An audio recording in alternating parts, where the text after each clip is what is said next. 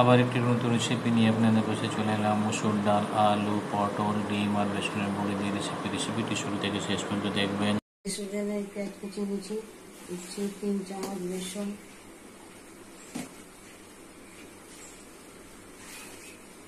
লবণ 1/2 চামচ,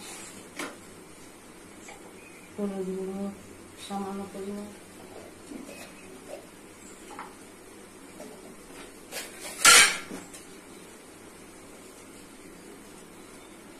লঙ্কা গুঁড়ো 1/2 চামচ। হাত দিয়ে মিশিয়ে দিতে হবে, একটা বাটা তৈরি করতে হবে।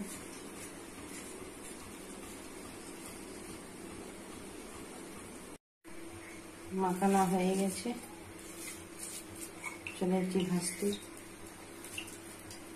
তেল গরম হয়ে গেছে, দিয়ে দিচ্ছি বড়ি।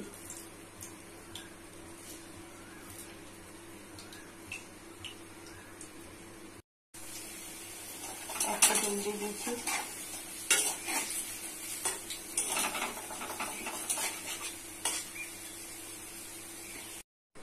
জ্বালিয়ে দিচ্ছি ডিম সিদ্ধ করার জন্য।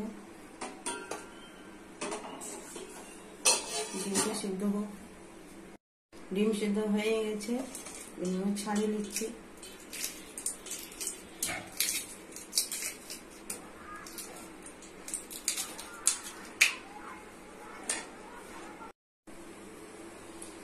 গরম হয়ে গেছে তেল, দিচ্ছি একটু হলুদ গুঁড়ো, একটু লবণ, ডিমগুলো লাল করে দিচ্ছি।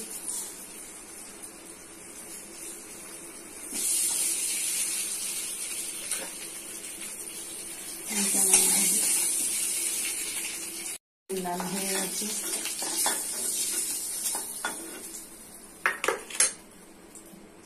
গরম হয়ে গেছে, দিচ্ছি পেঁয়াজ কুচি। লাল হয়ে গেছে, দিচ্ছি আদা রসুন বাটা। ভালো করে আদা রসুন বাটাটা ভালো করে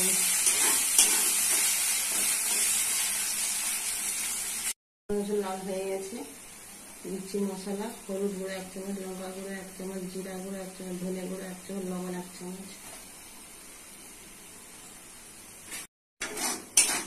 মশলা ভালো করে কষে নিতে হবে।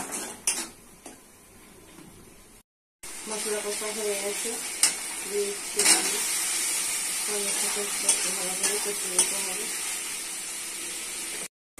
আলু কষা হয়ে গেছে, দিচ্ছি মসুর ডাল। মসুর ডাল আলু ভালো করে কষে কষে রান্না করে দিতে হবে। মসুর ডাল আলু সিদ্ধ হয়ে গেছে, দিয়ে দিচ্ছি পটল। পটলটা দিয়ে আরো কিছু করে নাড়াচাড়া করে রান্না করে দিতে হবে। পটল মসুর ডাল আলু সিদ্ধ হয়ে গেছে, দিয়ে দিচ্ছি জল।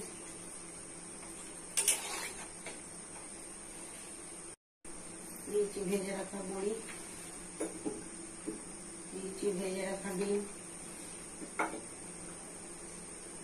দিচ্ছি গরম মশলা। হয়ে গেলে রান্না করে দেখাচ্ছি।